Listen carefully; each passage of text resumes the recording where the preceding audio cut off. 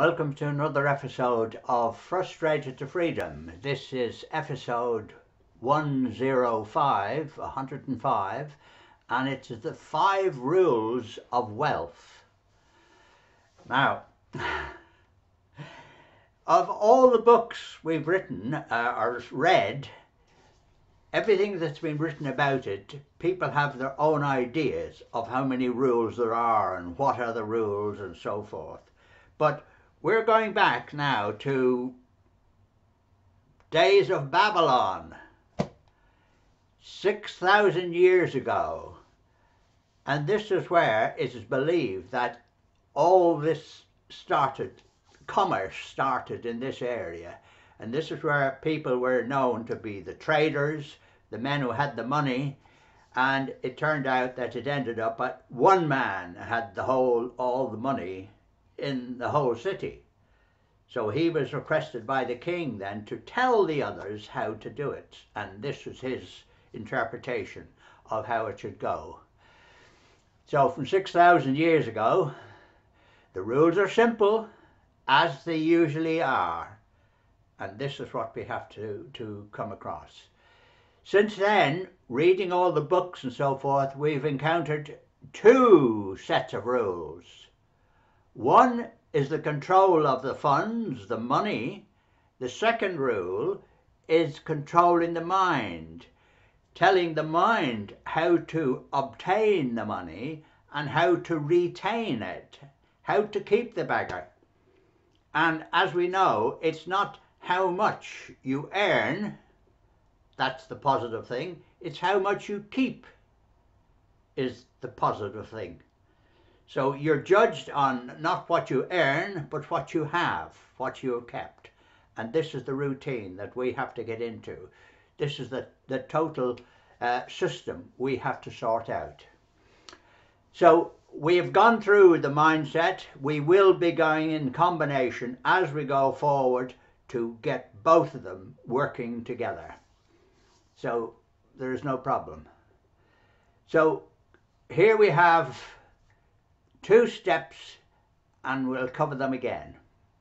Reading and getting into a routine, we have to test it, we have to do it, we have to practice it so that it becomes second nature to us. So we have learned that item 1 of the 5 principles that this, what should we call him, inventor? Investor. The first was save 10% of your earnings.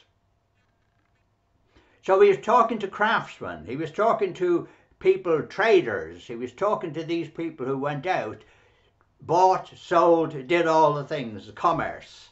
And he said, right, the first thing you do is every time you make a trade, every time you make a sale, put 10% of that money you gained away. 10% of that, and invest it wisely. It's as simple as that. And as he says, money comes to money, and we know that. It takes money to make money. And that's a very positive thing even in these days. So invest and reinvest for growth. So if you invest in one item and then you find, oh, there's a better opportunity there, you can move your funds, and therefore you're reinvesting, compound interest, all of these things. This is the great thing that you learn about, a little, and it builds and builds and builds. So that's the sort of thing that we go on. Invest and reinvest for growth. Use good advice to invest. Don't use your own instincts because you don't know how to invest. You know you should, but you don't know how. So use the information and benefit from the knowledge of others. Yes, you may have to pay a little bit for it, but then it's investing in their knowledge to gain your benefit from it. Use the advice and positive desire and knowledge for progress.